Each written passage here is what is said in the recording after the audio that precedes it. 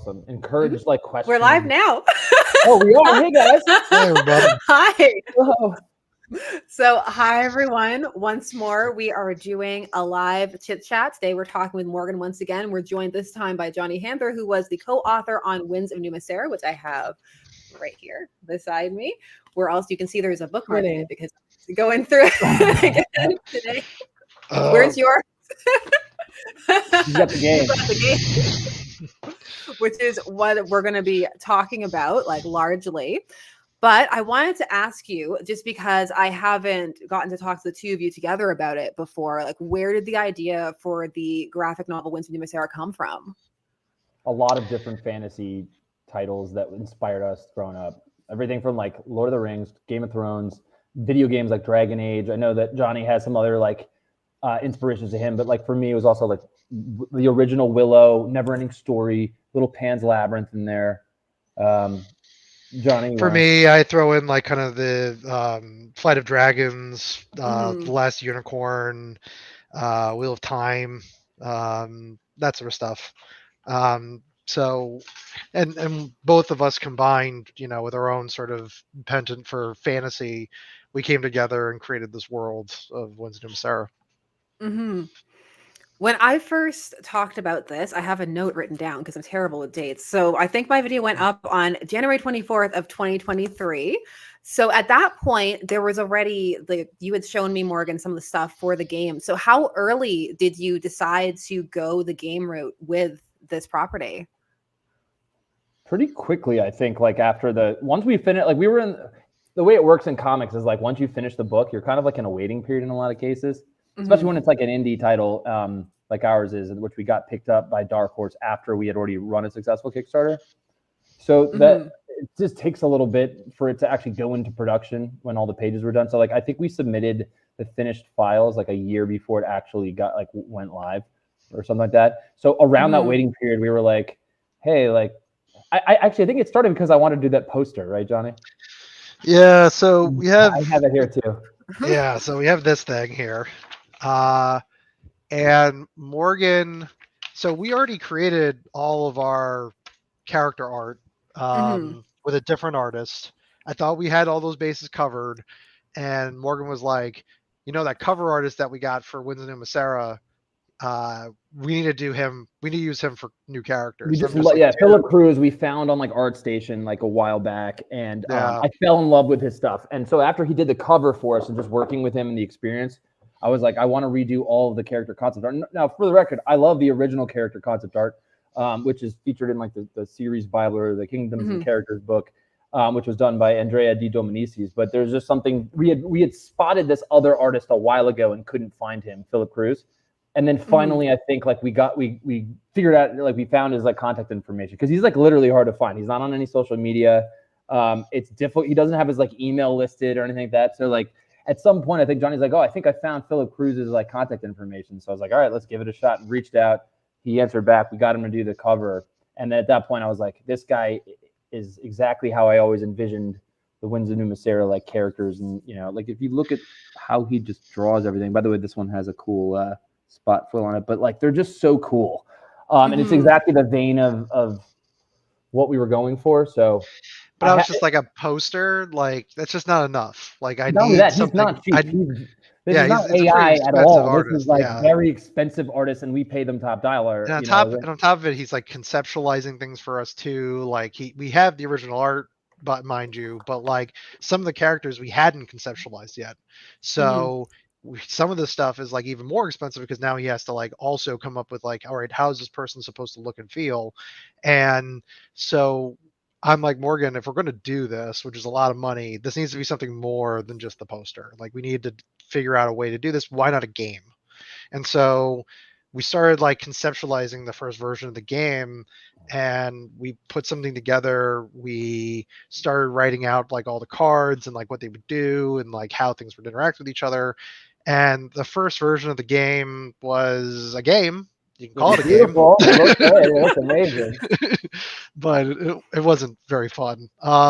It unfortunately was an elimination type game, which if you've ever been eliminated from a game like that, you're just sitting Especially, around by the waiting way, for everybody especially in else like a to finish. multiplayer elimination game, right? Like it's one thing if you're playing like player versus player one-on-one, because then when you knock someone out, the game is over. Win. Yeah. But if you're playing a game like Monopoly, which is a terrible example, by the way, because Monopoly is actually not a good game for like a bunch of people to play, because you'll always have like one or two people like get knocked out and they're just like waiting around for everyone else to finish and probably like going to do something. By the way, the third most selling game of all time, but mind you, in the terms of elimination I know what you portion of mean. Monopoly, In terms of like the fun factor. Yeah, like once you're knocked out of Monopoly, it's not fun at all, and you're waiting around and watching other people play. So we're like, okay, we really have to figure out how to get around this, and so we started working with some consultants around the gameplay, and that's where we started coming up with the four different win conditions for the game. And from there, we just refined it. We refined it, and we've refined it through going to conventions, playing at unpubs, playing with people, getting their feedback, and just like going back to the workshop afterwards and like fixing things about the game and rebalancing cards, and then going to the next convention and then playing it there and trying it there and seeing if that worked. And usually like we would knock off like one or two things and then other things would pop up and then we'd have to play that balance. Yeah, it's like you fix one thing and something else now breaks because of it, which is tough. Like it's unintentional, but it happens. Until we finally got to a point. Yeah, we finally got to a point where we brought it to a convention, and like I think the same group of people came like 3 days in a row and were just playing the game. Yeah, they didn't want to try any game anymore. They were just like, we just love this game. They're just like, we want to switch back to this time and then switch again and then keep playing. And then they brought other people, and like we're like, wow, I think we're onto something here. And that's when we figured it was ready to get to Kickstarter. Mm-hmm. Do you find that people who are like discovering the game, do you find that drives them back towards Winds of Numa Sera, or do you find like they have a lot of interplay like between the two of them? So we're starting to see that. Like one of the things we did intentionally in the Kickstarter was we wanted to drive like graphic novel sales, and we understand that like not everyone that likes board games is going to like comics and vice versa, but there's definitely some concentric circles there and some overlap, and we wanted to sort of find a way to encourage or almost like force people to like get the graphic novel in some cases, because we know the story is really good. And so we found a way to price it out where we essentially like just gave the graphic novel for free in the collector's edition version, because we got our other prices like low enough where we could include it in there. We took like a little bit of a hit financially to do that, but it was important to us, like how can we just like get this into people's hands? So we found a way to like include it in the collector's edition as well as offering it as an add-on. But yeah, to answer your question, there is some overlap, and we've been seeing that people are just like people that had never heard of the graphic novel before, and like it's not like people were coming to us because they're like, oh, I remember Winds of Numa Sera. It kind of flew under the radar, as you know, unfortunately, where it's like we were hoping it was like going to win an Eisner, and it still might at some point when we complete the series, but definitely like book one as it on its own. Something to wish for, Morgan. It's something to wish for. Like you got it. Yeah. Well, it's good. You got to aim for the moon, land in the stars, all that good stuff. Yeah, exactly. But yeah, I think to answer your question, yeah, I think there's a Venn diagram where there's overlap between board game players and comic readers. And I'm hoping that if you're a board gamer and you happen to like comics and you realize that this is based off a comic and you didn't know that before, maybe you'll look at the comic and want to read it. So the other cool thing that I think we were able to what we were really able to capture with a game is it plays like the story reads. Like all of the characters, for example, there's 4 different kingdoms you can play as. Obviously, there's more than 4 kingdoms in the story for anyone that's read it. But each kingdom has 3 heroes, and you get to choose the line of succession. So it's pretty much like even if they're not related, all the characters, you can kind of like reorganize them based on how the order you'd want them to ascend the throne. And each character has a unique special ability. And so like it was very important to us that the characters' special abilities echoed their personality from the story. So for example, Lelia, who's very sort of naive when she enters the story. She's a young orphan that's got the weight of the world on her shoulders. She enters the game as like a 1/1 stat-wise, right? Very low stats. Has a lot of health because she's young and made of rubber, which is I always joke about. The younger you are, the more bouncy you are, you don't get hurt. The older you get, anyway. The more she builds, like in the game, the more that you like focus on building up your resources and learning about your kingdom, the stronger she gets as an attacker. So like it's like +1 for every time she builds. So every character has something that like echoes their personality. Sorsha, who's like this warrior that's from a warrior race, but is really less, he's more of a pacifist than the rest of his family and much more concerned with studying and learning new cultures and things like that. He gets to start the game with like a skill card because he's like almost smarter than everyone else. Right. So we really tried to incorporate that into the game to make these characters be more than just fun artwork that you could. So you get that kind of added layer if you've read it, because then you can kind of see where it's coming from. Yeah, I think so. Yeah. And I think also what's fun, if you read the comic, now you get to play as the characters, and like you get to basically create your own destiny by however you want to play the game as those characters. And even like it's not even just the characters, by the way. It's like the places, the art, like the items, the armor, stuff that you'll see like in the game that's important. Even some of the lore they talk about, right? Like they make mentions of a Tess of Temerith that's kind of like a Joan of Arc. Like you can get the armor of Tess of Temerith in the story, who never makes an appearance in the story, but we reference her before. So there's like a lot of that deep lore in there. And then also like the pools of essence that we refer to that supposedly the Numa Sera bloodline drank from, centuries ago. Like you can find pools of essence in the exploration deck, which kind of serves as like an event deck with different things like you stumble upon or uncover mysteries and things like that. So it's got all that in the game. So is this a way to get some stuff in there that you weren't able to get into the graphic novels? Oh yeah, for sure. Like there's certain characters that like we teed up for volume 2. Sasha, you know about some of these because we had spoken about them, but like Antony is like actually in the game, who's not in the graphic novel, who's like a main character in the story. So like some of the other characters that we didn't get a chance to introduce yet are introduced in the game. And then, like you were saying, even certain items and places that like we allude to that you haven't seen yet get to make appearances in the game too. So are your favorite characters also your favorite cards, or? Ooh, that's a good question. Good question. I think in some cases. So I think in some cases, yeah. I love characters first. I just love character art. So I definitely agree, and especially because Philip Cruz did it, and you heard how obsessed I am with him. So I definitely gravitate towards the character cards, but I'm also obsessed with the pools of essence cards, which I can find for you in the background. But these are like in the deluxe and collector's edition, we had them spot foiled. So like in the collector's and deluxe, only the places on the like the armor, right, that would be reflective are reflective. So like without light on it, like it's flat, it lays flat, right? So you don't have to worry about it like being reflective. But then like when it hits the the light, it looks really cool. So we did the same thing with the pools of essence. Let me see if I can find. So the water itself actually like shimmers a little bit, which is cool when you find them. And each pool like comes with like a test or like a task that you have to fulfill if you find it, sort of like from the according to the lore. The pool art is also really great. It's by Reza Afshar. And hey, you said it right. All right, way to go. He does. Sometimes I get it right. And yeah, he's a fantastic artist too. So he did some amazing work for us as well. Yeah. What would you say is the biggest change or shift in mentality when it comes from going from writing a graphic novel to crafting a board game? Interaction with the audience. So we don't consult with our readers as we're writing a story to see how they feel about it. We trust our gut and our intuition on that. Right, Johnny? I mean, would you agree with that's like the biggest? Yeah, I'd agree with that statement.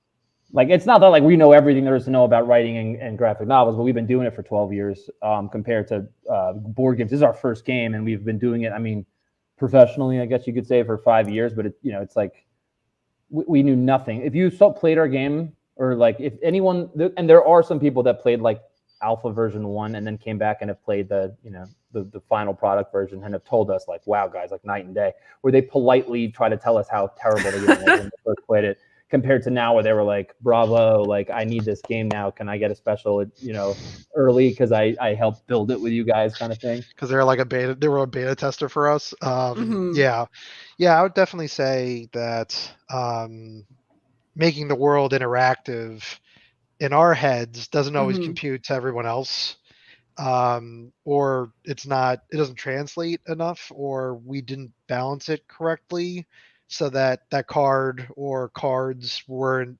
overpowering or underwhelming to people. There was also kind of a concept for us where we had created hazard cards, but the hazard cards only had terrible. Like they only had like the worst thing you could get. And then we had to dial it back and be like, oh, well, maybe we should make these kind of like pick your poison here. Like choose this or this, depending on That's where a you bad are. thing. Yeah. So at least it felt Yeah. like you had some sort of control over it. Right. And then we also Yeah. added some really cool, like, so there's 6 different kinds of cards that you can draw in the event deck or the exploration deck. Right.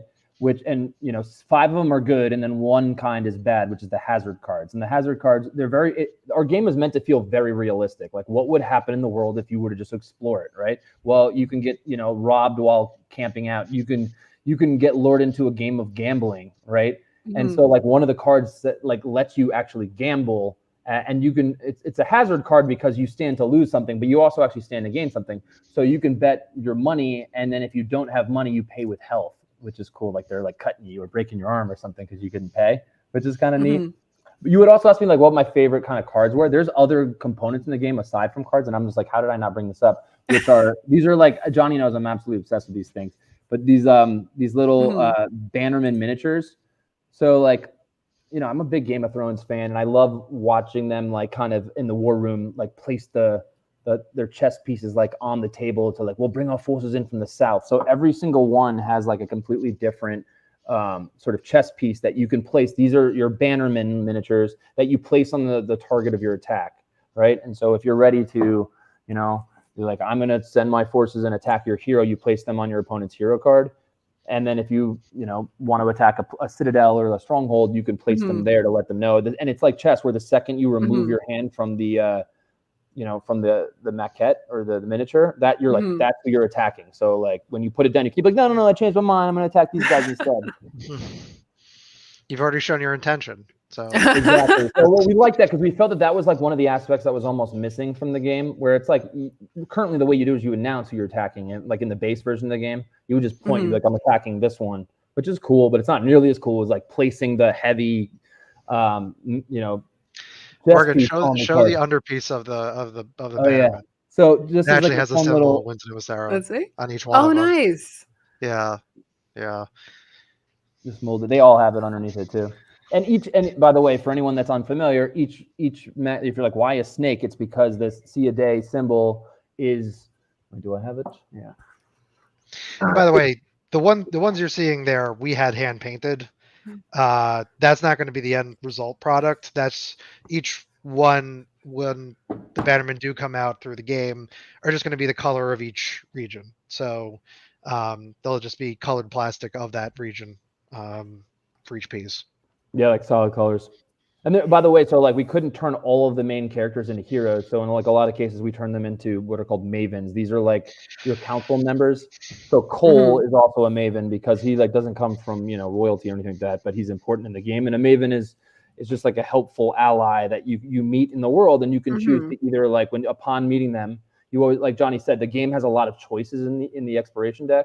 So that when you draw a card, it's not just like, oh well, I got something bad or something good. It's like, well, you have a choice to make. Do you want to bring this maven in, or do you want to like take gold from them and pretty much kill them instead? Which is kind of neat. And then there's like certain items and stuff that you can find in the game. Like I love loot and like Diablo and things like that. So what Morgan's saying is he loves every card in the game, not just one card. He loves them all. Illithid Lore has a question for both of you, which is this a cooperative game or competitive? It's a little bit of both. It kind of depends on how you want to play it. So to me, it's a game of negotiation in the sense that you can create allies through barter, through trade, through, hey, I'm going to pay you to attack this person, or I'm going to pay you not to attack me, through whatever means you decide to trade with. And if you want to keep to that promise, you could, or you couldn't. It really depends on you. Yeah, you could break your, like, there's no rules in the game that says you have to honor your trades. So people had asked us that during playtest. We're like, by the way, do I have to honor my trade? And we were like, no. There's no rule that says you have to. Because we thought that was cool because, again, like I said, thematically, we wanted the game to really feel like you were a monarch ruling. And if you were to like go and try to barter a piece or make a trade with like some other territory, right? Like maybe at some point you decided to break your word and like you're like, okay, I promised I wouldn't attack them for a turn, but I see a ripe opportunity for me to kind of backstab them a little. But if you're playing in a 4-person game and you do that, the other 2 players that you're playing with are going to be like, I don't trust that guy. You break the word. So there are consequences and repercussions to doing that, right?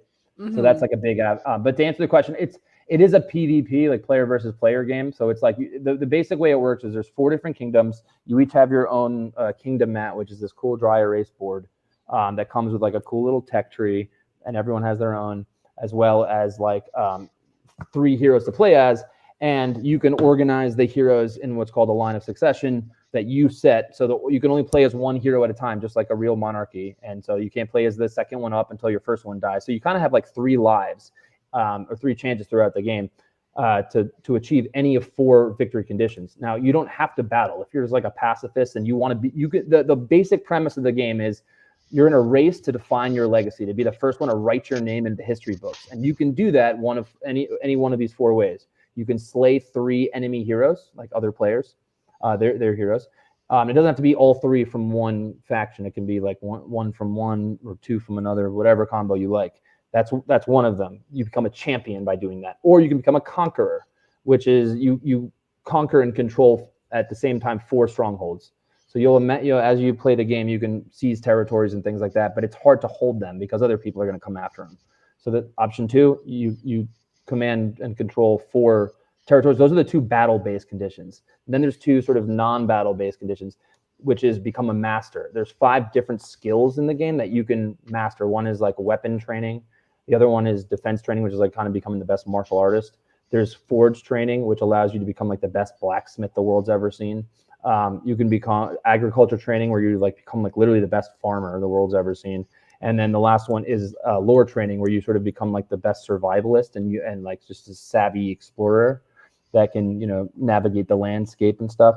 So that is the master victory. So now we've covered conqueror, champion, master, and then the last one is legend. Legend is where you unlock 5 different classes. Classes are just different cards that you they're kind of like achievements. Yeah, they're titles that you earn through doing certain things. It's like that victory condition is like kind of a mixture of some battle stuff, some skill training stuff, like a little bit of everything. Like you have to equip 3 items to become a paladin. You have to learn 3 different skills to become a rogue. And in doing each of those things, you actually like level up yourself too. So the fun thing is, no matter what victory condition you go for, and you can pick whichever condition you want, and you can change it along the way. If you think like you were initially you wanted to be a conqueror, but now you're like, you know what, I'm actually better suited for a master. I'm closer to that one. You can pivot at any point. So it gives you a lot of freedom as far as like, how do you want to rule? Your choice. But other territories may sort of try to impede on your decisions, right? You may want to be peaceful, but they're coming after you. Right. So there's a lot of cool stuff in there. Did working through all of these like different ideas and scenarios alter how you thought about the kingdoms in terms of writing about them for the later graphic novels? I think it was kind of the other way around. Like if anything, maybe it just helped us we try to structure the game based on how we had already structured the kingdoms, right? We're like, well, what are, like, when we were working with some of the game designer consultants and developers, they read the graphic novel and they picked up on certain things too. They're like, oh, so Deneville's like real kind of gritty, right? Like they're these Northerners and like they've been good at like defending and they're these like badass knights. So we're like, maybe they're like good conquerors, right? Whereas like Numa Sera are good conquerors, obviously, because they've been doing that, but like they're the money guys and they're really good at like building, and they're like the best builders and accumulating money. So their victory condition should speak more towards like, oh, and by the way, each kingdom has like one victory condition that they're sort of like a little bit better at than everyone else. But because Numa Sera is really good at master, because that's like you buy skills ultimately. The Sea of Day is way more attack heavy than defense, so they're more suited for the conqueror. So champion. Conqueror's Deneville. So when it comes to that, I think at least for writing the board game and coming up with the rules around the board game, I think the graphic novel was definitely more used than, and it kind of sort of solidified their roles for us in the graphic novels writing through the creation of the board game. Because as you know, Sasha, we put so much work into building the backstories of the cultures in Ethera and Winds of Numa Sera as a whole, that it made it easier it wasn't like we needed to fill in a lot of blanks for for the story moving forward. We had already mapped out, volumes 1, 2, and 3. The whole thing's supposed to be a trilogy, like kind of before we got too deep into the game. So that the game definitely helped us like just further solidify what we had already planned for all of like the kingdoms, if that helps. So I saw when you first launched everything, it funded very, very quickly, which is awesome. I have it up here. Oh, geez, look at that. Yeah. It's looking pretty right now. It's looking all nice and bright and shiny. So how exciting is that? Like, has that altered any of your production plans or anything? Or I mean, I'm very happy with how fast it funded. I mean, it was crazy to see that. Who on this stream wants to be the person that gets us over 124,000? I know you can be. They're so close. We're that's the cost of one game, pretty much. So 123,000. No. I mean, like to get us over to 124. If only there was one other person to spend 123,000 on one game. But I know. Here's the crazy thing though about the game. So like that amount is like we still haven't broken even yet.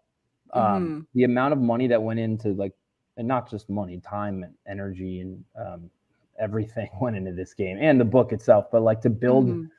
The graphic novel, which is 224 pages, and to pay all the artists and to work on all their stuff, like that costs a lot. And then to make a game is like even part of why we've been so successful with this, I think, is because we finally marketed it properly. Like we've stunk at marketing for a long time, and like the last 2 Kickstarters we launched, the best kept secret, apparently. Yeah.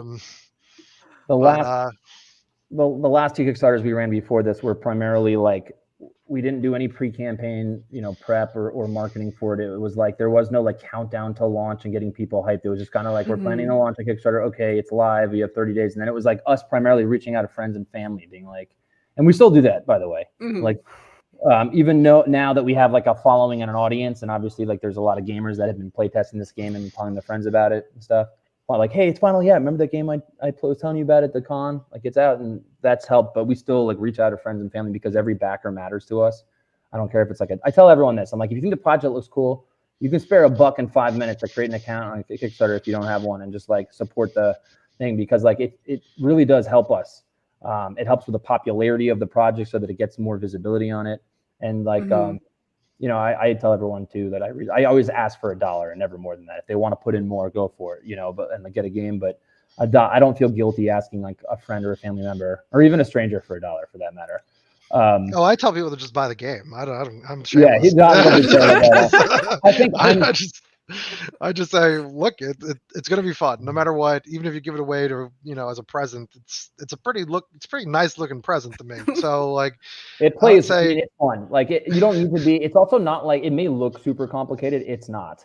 I played this like with my 10-year-old nieces and stuff like that. Like they're able to pick up. They're also pretty smart, but it's definitely a game that like you can play regardless of your age. I mean, it'd be difficult for like a 10-year-old maybe to like learn it on their own completely from reading a rule book. I mean, at Unpub, we actually had a 10-year-old with her father come and play the game, and she actually, I think, won that game. I think she was the winner of a 4-top with 4 people playing that game. So, I think it's just about the inclination and, what they're into. But generally speaking, yeah, I think it's a pretty easy game to pick up. I don't think it's overly complicated. And if you're into fantasy and you're into board games, I think this really just fits for anybody who likes both of those things. So Doug has a question, which is, do the heroes you choose start off with different abilities? Yes, every single hero. So Absolutely. I'll show you a card. So this is Anthony, who's not introduced in the graphic novel Volume 1, by the way, but he was a character I've been itching to write because we play a big play. He's Lelia's cousin that you're going to meet in the next book.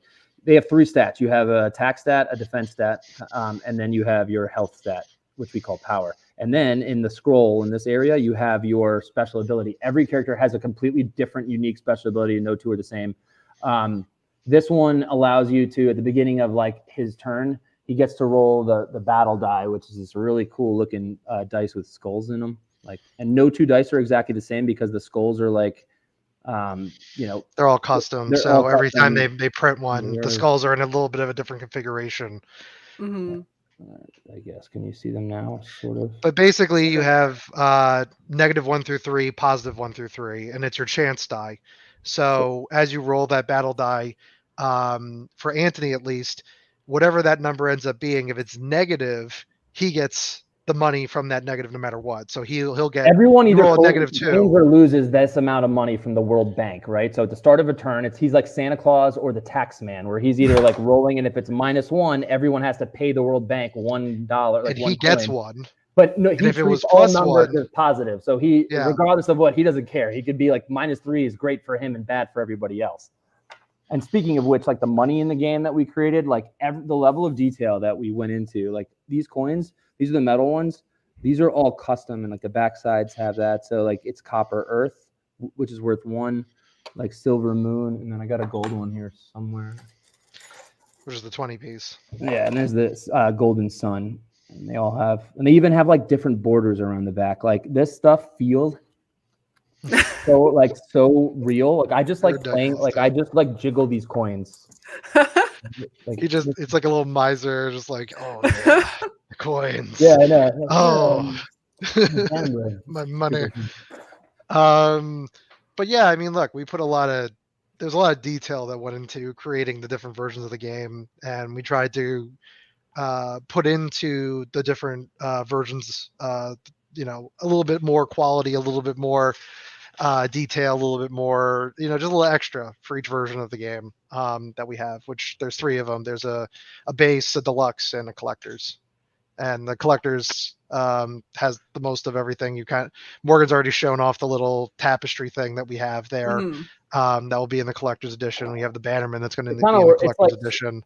If you look closely at the material, it's like this gorgeous. I don't know, is it suede? I'm not. It's kind of like a suede. It's like a suede material, but it's also double-sided. So you have the poster there, then we have the map on the other side. Oh, nice! It looks like a real map. So like on the actual, where's my map board? And the map board itself, it's kind of obscured, right? Because you have like the card stuff that goes over it, so you can't clearly like read all the stuff on the board. Yeah, so we did that for the collectors. It'd be kind of cool if like you got a full bigger map where you can actually read where every place is and stuff on it. And it serves as like you can either like use it as a play mat or you can hang it up as a poster, which is we thought that would be kind of cool. Yep. And then the deluxe doesn't have those things, but they still have the metal coins. You have the better card stock for that one. It has the foil, the custom. They all have different boxes. Has that red battle die. Hold up your box. You have the base. Yeah, I have the base. The base is that one, and this worked out kind of well. So there's 3 versions of the game, and there's 12 heroes, right? So every single game features like a different hero from a different kingdom. And I don't have the collector's edition box yet, but that one is. If you go to the Kickstarter, it's gray and gold. So the whole thing, like you can kind of see that there's like foiled stuff on here, which is cool, but it's only on like the text and like around here. On the gray and gold one, everything is like shades of like black and white kind of, except any place that is like metal is like gold. So like there even like the war paint on like the Sea and Day Warriors on the collector's edition, it's all going to be reflective gold, which is super cool. So how's your favorite way to play? Oh, I'm seeing that. Oh, you mean like you mean like which faction, or do you mean like how many people playing the game? No, it's faction. Oh, I like Milan. Yeah, I'm a say a day player. I like the fact that you could start off with a lot of attack, and I work through the world market to buy stuff to help my defense, and then just go attack players. So it's like the tech trees are all different on each kingdom mat, right? So so think of it like a video game, right? You're going to level up, and as you level up, you can't get to the next one if you like don't have the previous one ticked or whatever. But they all have starting abilities. Yeah, they all have different starting abilities too. So in addition to the heroes all having like their own special abilities, each kingdom actually has like a ability that all of your heroes get because you're playing as them, which is cool. We've also been playing around with the idea of doing this, like it's like a house rules thing. So it's not like built into the game right now, but it works. And that's like a fantasy draft where you choose your kingdom, and then instead of you having to be stuck with the same 3 heroes every single time, you pick from a pool. So I could technically like bring in, if I wanted to bring in like Kelisandra, but I played as Numa Sera, but my first choice was Kelisandra. I can add her to like the Numa Sera lineage thing. And then, my next pick, maybe I'll grab like Jorma or something like that. And now I have like, oh my God, I have a Maranim and a Denevalian in the Numa Sera kingdom as my ruler. So like, that'd be kind of like a fun way to mix and match doing it too. Since they're all well balanced, you can easily do that. And I'm like, we're going to start playtesting that more because it's not like an official rule, but it's a great way, because everyone's saying, it'd be cool if you could like mix them up. And we're like, we've been thinking about that. Funny enough, that actually stemmed from a comment we got on the Kickstarter, and now we're actually playing through it right now to see if it works. So, yeah. So I was going to ask, like, aside from, what do you find is the most difficult part of making it fun? Because you were talking about the first version was not fun. So like, what is it like? How do you make it more fun each time? Like part of it is like kind of accepting criticism, like, you spend a ton of time building this thing, and you can't take what people are saying to you to heart. Because the reality is we want to make a fun game. We want people to play it, and we want people to enjoy the game. So any of that criticism that you're getting, you really take a hard look at it, and you're like, okay, does this make sense? And you play through it, and you're like, okay, maybe that piece does. Maybe we should make a change there or make a change here. That doesn't really make a whole lot of sense. Let's not do that. And then past that point, it's a lot of play testing in your game. So much. It's tons. I don't know how you can. I don't think I'm good enough to build a game and play test it with just me, Johnny, and Owen, and then like my dad or something like that for like 4. Like we play, like Johnny plays way more games than I do. My dad probably plays more games than all of us combined, right? Because he's always the one buying new games, and like we'll come over and he's like, I'm going to teach you this new game I got. And I'm like, okay, cool. Which is probably where I get it from to begin with. But like I'm more of a writer than I am like a game designer, at least initially. Now I'm like obsessed with like, I'm always thinking about how it's so interesting to me how to like design. I don't even know how to create different types of games yet. I only know sort of how to create an engine builder, because that's the game that I've been like, really refining my obsessing over for yeah, exactly, for 5 years. I've been learning everything I can about engine building and about player versus player and finding a good balance of strategy and randomness, because we didn't want it to be solely strategy. I like a little luck. I think that I think that there's fun to rolling dice. What might you get? Or drawing cards like a chance pile, like what might you find? But then adding the elements of choice to like, cool, when I draw a card, I get a choice from that card. That's a cool feeling. So one of the main things I've like kind of learned about game design is just like, how does the game make you feel on every decision you take, every card you draw, all the different things that can happen, right? How does it make you feel? And we need to have some negative aspects of the game. There has to be things that can hurt you in there, but how do we mitigate those by making it not ruin your turn completely? So giving you a choice of lesser evils on like, not fun cards. Like we used to have a card that literally said like, you draw this card and end your turn. That I didn't realize how terrible of a thing that is in like a 4-player game. They're like, never put that card in your game, because then someone literally waited their whole, however long to come back to them, and like the first thing they do is draw a card that says end your turn. You're like, ugh. So that was like, okay, don't do that. Especially since in our game the card draw is at the very beginning of that person's turn, so it's like, damn, all right. Yeah, there's two. By the way, there's 2 phases to the game, or like to your turn, every turn, and they're all also written in like on your kingdom mat in case you forget, so you don't have to open up the rule book. So literally, dead center in the kingdom mat is like you just go through this checklist. So the first thing you do is like you check for start of turn actions. Then phase 1 is you draw a card from the exploration deck. You're like forced to explore. Right, you might be like, well, I don't want to explore. Tough, you have to explore, because that's the only way that you're ultimately going to be able to like build and find cool stuff.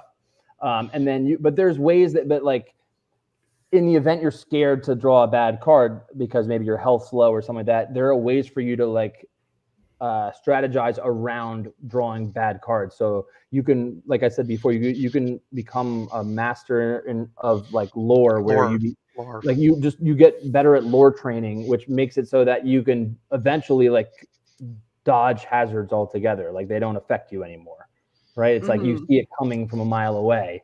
So anytime you draw a bad card, you're like, nope, I don't have to do this. And then there's certain mavens that can like Obelisk, I think, does this, where if you draw a bad, like a it's the Pontiff, it's Alaron. If you have him and you draw a bad card, like a hazard one that's really bad, you can redirect it to another player. Like you kind of send the bad omen to them instead, which is kind of cool. So there's like ways that you can avoid the bad experiences with a little strategy. And also, one of the pools I think does that too, where you're not affected by Yeah, hazards. you're right. The Portal Maker one does that. Yeah. So that was the other thing too, is like trying to find ways to like add strategy to things that people thought was random. So like we get a lot of people saying, well, there's a lot of like, you just roll a dice and it's 50-50 chance of going positive or negative. I'm like, yeah, it looks that way. But there's certain battle cards that you can play that if you're smart about it, and you read it properly, it says treat all of your dice as positive. Or if you roll a -3, it becomes a 0. So there's like some basic little math in there that you can like understand. Oh, I can reduce the amount of luck that is actually in the game as I level up and get more experience with it, which is very true to real life, right? You know, when you think about when you're inexperienced with something, it's kind of like luck of the draw, what may happen or whatever. But the more that you practice something and study it and, you know, strategize, the less or like, I guess the luckier you get, sort of, or it feels that way. But really it's just opportunity meets preparation. So like this game, is it the type of game that you guys play, like, or type of game you played before? Did that help with developing it, or was it something that you were new to more entirely? I mean, for me, I really liked playing Munchkin. Munchkin's one of my, like, it's a very fun game for me, and I drew a little bit of inspiration from that when we were developing this game, because I wanted kind of the ability for you to build up a character and get other pieces and components to make your character a stronger character against anything that you were going to try to do. But unlike Munchkin, where I think we kind of drew a little, well, funny enough, we were actually told that we were kind of like a quicker route. Oh yeah. No, we've also been told we were similar to Munchkin, but just like a more serious version of Munchkin. Right? Yeah, I've heard that one a lot too. Yeah. So yeah, I mean, there's a little bit of that. There's apparently we've gotten some comparisons to Root, and I think we're just like a quicker version of Root, like, because Root is just like, it's a fairly complex game. So I think that you can get quicker and into the game easier in through our game. Yeah, I imagine you're both pretty fast at it by this point. Yeah, I mean, we've also been literally like at every one of these unpubs, Morgan and I are the ones that are basically teaching people how to play the game, so we can play the game with our eyes closed. So yeah. To answer your question though, because like I did not play a whole lot of other games that are like engine builder. I played a few, but like I wasn't like studying every single type of engine builder. I was more focused on just getting like the feedback that we were like from the players and trying to understand the issues that they may have had with like the game and trying to problem solve in that regard. That's not to say that playing these other games wouldn't have helped me. I just knew that like I wanted to create a game that I thought was a lot of fun, because you know, when we write stories that we love, and that's worked for us in the, you know, so far, where it's like, okay, well, if we love it and we write it our way, and you hear that a lot from artists and from filmmakers and things like that, and comic writers and artists, that if they do it the way they want to, you know, not trying to please everyone else, it's more like you'll find something that you love. But with board games, like, because there's such an iterative process where you need feedback in real time, it was just helping me to I'm starting to understand what a fun game is by listening to their feedback and then really breaking it down. Like, okay, well, what didn't you like about this and this turn? No, I didn't. I felt like I was I had too many choices. I'm like, too many choices. Okay, before we had no choices, and now we have too many. And they're like, yeah, you should give someone like a set of things they have to do, like mandatory actions, and then a couple of choices they can do. And we're like, that's cool. I can get on. Otherwise, if like everything is optional, people are like, well, I don't know. Well, I don't know. Yeah, you get So choice like, all right, paralysis. you have to, yeah, exactly. So it's like you have to explore every turn and like draw a card and see what you'll find, good or bad. And then you have to make a choice between this ends your turn. Do I build and make money and grow up my tech tree, or do I go off to battle? Do I send my forces to war, pretty much? And you know, that's higher risk, but there's generally higher reward to happen because you can conquer territories, you can claim other heroes, you know, you can gain classes by doing all that stuff. So you mentioned earlier that marketing for the last like few Kickstarters and like including the first Winds of Numa Sera like wasn't your forte. So what have you changed this time? What's different for this one? Well, we actually spent money on marketing for the first time, which is something that I don't like doing generally, or didn't like do. I still don't like it. I want to put all my money into the product. I want to pay like more artists to get more content. I would rather like the $80,000 that we may or may not have put into this marketing campaign. I would have much preferred to put that into like a book, you know, 2 or something like that. But like we have to be able to show that we can earn revenue off of, you know, the things we're creating. So like a big part of the reason that I think we were super successful this time is because like we did our due diligence on the marketing side of things, like by, you know, putting ads out on Meta and things like that, just so that people saw it, like our game, and knew about it. I mean, like one of the other things that's really crappy for us is there's like, you know, 2,500 people that bought the original graphic novel that we have zero access to because they were bought, you know, through Amazon or Barnes and Noble or their local comic shops. So we have no way of contacting those people to be like, hey, if you like the graphic novel, we think you might like this board game too. And they'll be like, oh yeah, I read the graphic novel. I'll give the board game a whirl. Whereas like we can't reach them unless we just like coincidentally happen to like throw an ad out there and they're like, oh yeah, I read that graphic novel, you know? So that's kind of difficult. So you gotta just put yourself out there through these ads, and hopefully people recognize your stuff. And by the way, it's also more than just ads too. Like part of it was us like contracting and like working with like influencers. Some did, you know, unpaid reviews, but some of the bigger ones they don't do. Like we're not a big enough publisher, you know, or names is definitely not in the gaming space where they would be like, yeah, cool, I'll play and review your game for free. This is their, you know, livelihood and how they make money. So it's funny because when I read some comments, they're like, yeah, they paid for this review. And I'm like, no. I paid for the review, not for them to, they won't ever say something positive if they don't believe it. That's, you know, that would ruin them. So if they, it's just access. It's not like, hey, do a good review of my stuff. Like it's just them even a preview. If looking like at your things. Generally speaking, if like we'll pay for a preview and it's like this is a sponsored post, and then they wind up gushing about the game or our game, that's just because they played it and were like surprised and they're like, wow, I freaking love this game, and that's like what we hope for in the best case scenario. But so when someone's like, this is a, you know, like, oh, they paid for all of those reviews, it's like, no, we paid for them to give our game a shot and to play it. The fact that they liked it, that's all real. So like.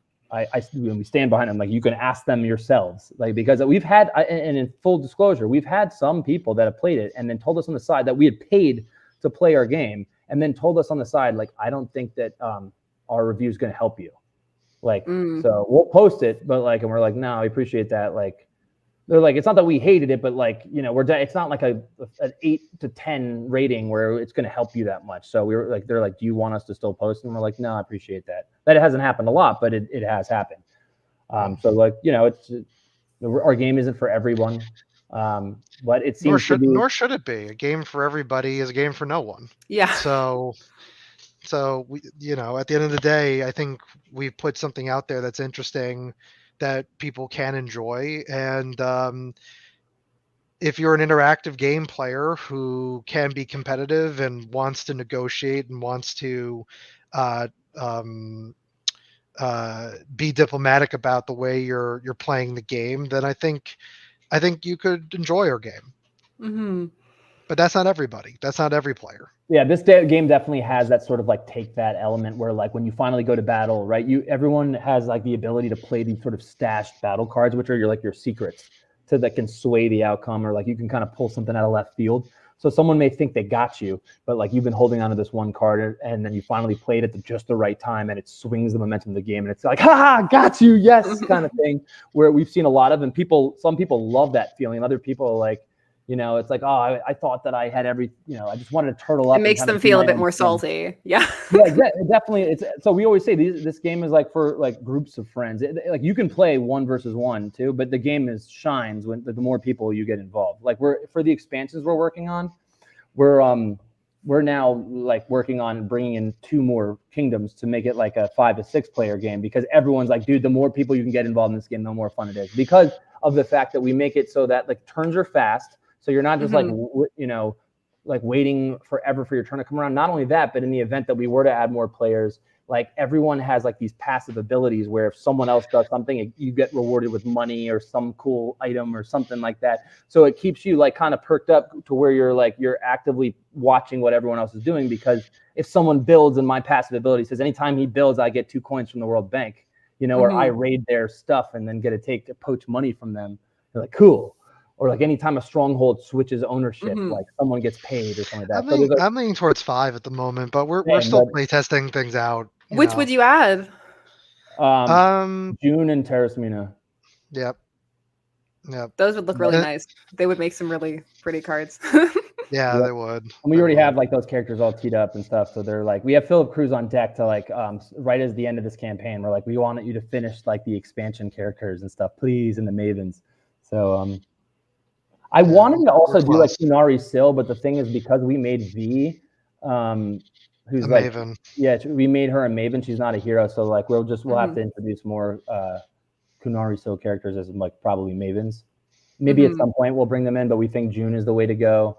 And who are like, you know, they're like sort of samurai ninja type knights to a degree, and then you know, but they're definitely Asian inspired and like old school shogun inspired, and then but like in a medieval fantasy setting.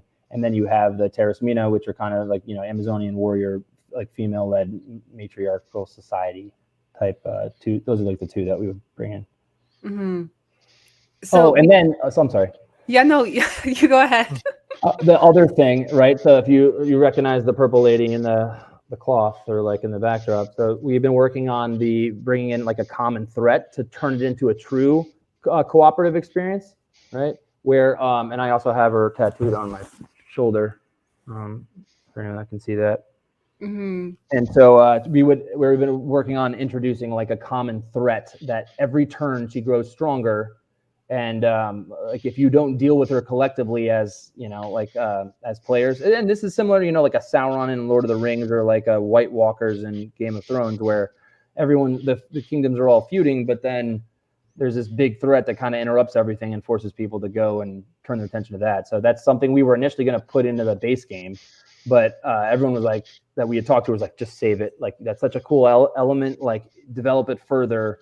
But right now, like it's going to increase the price of your game. And for unknown game creators, like just get the core version out first, get people to fall in love with that. And then you can start growing it and adding all these cool things. So we were like, okay, that sounds cool. She's going to be like a cooperative element. And then we're also considering a 1-player version of the game where she's kind of the threat to your, you know, like a solo mode version.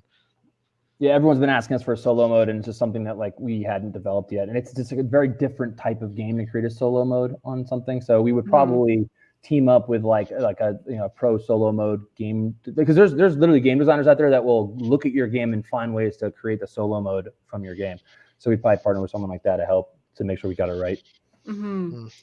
So what's your timeline to like full launch for it? For the expansions? No, just for the base.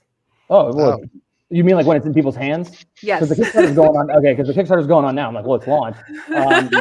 We're supposed to, I think May, everyone will have it in their hands. So it's a little less than a year out. It may be faster than that, but we're to be completely safe. The game's done. The main thing that so everyone kind of understands like the logistics of this. After the Kickstarter ends in August 16th, then we have like a logistics team that we have like teed up to pretty much go out to retailers and let them know about our game. Now, to be clear, Kickstarter backers get priority number 1. They're going to get the games before retailers do. They get better pricing than the retailers than is if you were to buy it on the retail market. So getting in early has its perks. In addition, the Kickstarter has a bunch of like exclusives that you'll only get during Kickstarter. So once you miss that, it's like, right?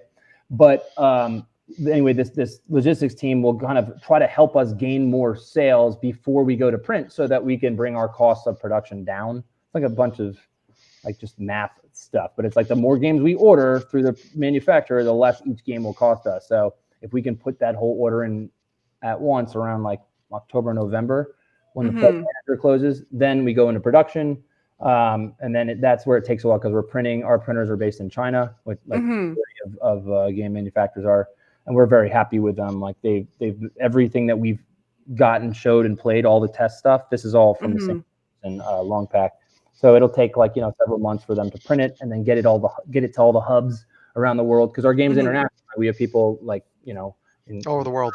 Yeah, in Asia, in Australia, New Zealand, like South America, Canada, United States, everywhere, that have been pre-ordering this game, which is awesome, because it shows that it's like, it really feels to us like it's like a theater, right? Where you have all these different kingdoms. It's like, it really is international. We're appealing to a bunch of different types of cultures, which is great.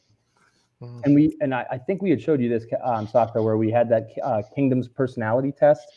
So if you're like, oh, I wonder which one I would want to play as, we have an answer for you. We created this test. It's when I say a test, it's like fun.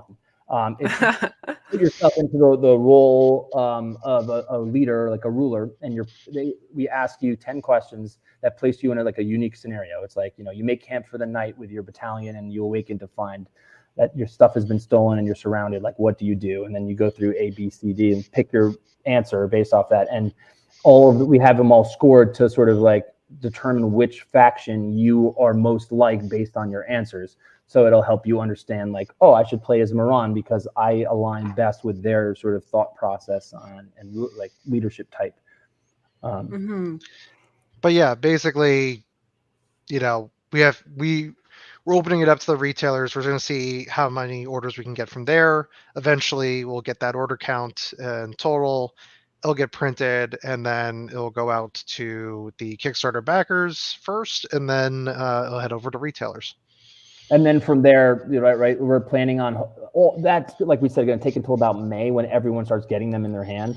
So during that time, there's a lot of downtime for us, where it's like sort of out of our hands, and we're just waiting for the product to be printed, shipped, and then delivered, where we're going to be working on the expansion version, so that hopefully by the time everybody gets their game in hand and starts playing it, and like being like, yo, this game is awesome, or it's terrible, or whatever, but assuming that they like it, based on what they've seen, because we've luckily had, like, it's not like we're just putting teasers out there. There's like full playthroughs that you can watch. You can see the reviews and honest takes from everyone. So I think we did a good job of like showing everyone what they're getting from this game, that there's not going to really be any surprises or anything like that. But anyway, right around the time they get the game, that's when hopefully we'll be marketing like, the expansion stuff and like a solo mode. And, maybe we'll have it available in more languages and things. But before we do any of that, we have to make sure that this Kickstarter, like, does as well as possible. And while we're very grateful and excited about the direction we're going in, like, we're at about half of where we want to be by the end of the campaign, as far as our numbers go. So, if you guys think this looks cool, check out the campaign, tell your friends about it, tell people you don't like about it. So you can play against those people and beat them at this game. So I have to ask, because I have a deep love for the graphic novel. Does the awareness and all of the attention that is being brought to the first one through this game campaign, does it impact the production of the volume 2? Hopefully. So it's twofold. One, as I mentioned, we try to pretty much throw in the graphic novel into the collector's edition, so that, and we have to buy those from Dark Horse, by the way. So it's not like we get them at a discount, but not a great one. And by doing that, that allows us to actually count towards our sales at Dark Horse, right? So if we sell 500 copies of the collector's edition, that's 500 units that we've just moved for Dark Horse, even if we're buying them to give them out, because they count as sales. So that will help the Dark Horse, potentially green light. We need to pretty much double our initial sales numbers that we have thus far, which was a little like came out of left field for us, but things change, so we get it. But there's an option where if they don't want to green light the next book, no matter what, like even if we do double or triple the numbers, that we just put it out ourselves and publish it, now that we're starting to like build a real following through Dark Rose. and through this campaign. So I keep telling Johnny, like, this is where I want to put, everyone says like, well, if it does really well, you just have to keep developing. You're a game designer at that point. You just have to keep making more games. I'm like, maybe, but the graphic novel is a story and I'm a storyteller first. And like, this game was birthed from that. And I feel like we just scratched the surface in volume 1 and volume 2, like the payoffs in the story, like towards in volume 2 and volume 3 that you will get from the ride and the journey that you've come aboard on. Like, it's really rewarding. And I want nothing more than to finish this. It's just very expensive. And unfortunately, graphic novels profit margins aren't anywhere close to what board games are. So. Have you been bitten by the board game bug a little bit though, now that you've been doing this? Yeah. I love like being able to like make components and stuff like that actually have like real functions and things like that. And like, we still get to show off the artwork. And find ways to like create story in this, but it's not linear. It's not, there's no like real arc where like you're going through like you're sort of creating your own story as you it's really, I feel like the game is just more world building and less of like a true narrative. Whereas the graphic novel is like an actual story that has a beginning, middle, and end with like, moments where, you're high, you're low, and then characters that you used to hate, you'll love, and characters that you love, you'll turn to hate maybe. And the twists and turns of it all. In terms of the whole thing, like there's some really cool reveal, like we planted some seeds from like the very first few pages that you don't even realize are that maybe as important as they are. And there's stuff that's right in front of you the entire story that you'll at the very end when the reveals come out and you're like, oh my God, it was right under my nose the entire time and I didn't pick up on it. Good luck. I mean, for me, like there'd be nothing more that I'd like to do than to finish Winds of Numa Sera, the graphic novel series. Issue is it's an expensive endeavor. And we were hoping that the board game can help make up some of that money to use towards producing the comics. So that's kind of where we're at, guys. So if you guys are really into the graphic novel and you want us to continue, hop on board. Speaking of which, we have, as like a little treat, we have the first 2 chapters of the graphic novel available for you guys to read for free. So like I think Sasha put the link in. Yeah, I'm gonna add it afterwards when I have multiple screens. I'll go you can download it. Yeah, you can download it there. Yep, exactly. So feel free to check it out. It's like I think a solid like 45 pages of free content. For if you're not into it after that, this isn't for you. So don't worry. No, I think 45 pages is you should know by that point. Yeah, totally. Well, thank you so much for taking some time to come and chat and explain and showcase some of it. And I think I'm going to pull it up again so that we can all look at it because it's just, honestly, the page is so nicely laid out. Like, I'm always really impressed by logistics and those kind of things. And it looks good. So by the way, also every graphic you see, like every single one are elements either from the game or the graphic novel or both or whatever. Nothing was like a stock image that we grabbed from something else there. So every single graphic is like custom made from like as part of the world building. Like the amount of like detail that went into building the whole page, this campaign was like insane. A lot of people just put in text and then they'll just put photos of the game. And like, we were like, no, even like the decrees, these are our reviews. We called them decrees because we wanted it to feel like, on brand. It's almost like a medieval bulletin board or something like that. Yeah. No, it looks like really great. Look at these shots. Like they look good. Thanks. Yeah, came out great. No, everybody should go and check it out, especially if you're into these bigger world building games and you have good groups of friends who enjoy playing such games with you and are not going to get salty if things go awry or astray. It depends. I'm the type of person who likes to, revoke alliances. So it just depends. So so thank you. And I hope everybody who Oathbreaker. That's how I'm going to play in Baldur's Gate too. Just no oaths kept. But So thank you everyone for like coming, chatting, all the people who watched the replay. I will have all the links to the Kickstarter, to also to the chapters. You can check them out. And it's getting a bit later, so I'm going to let everybody go on with what they need to do and say bye to everybody. And thanks so much for taking some of your time to talk about it. Thank you. Thanks for having us. By the way, I appreciate it.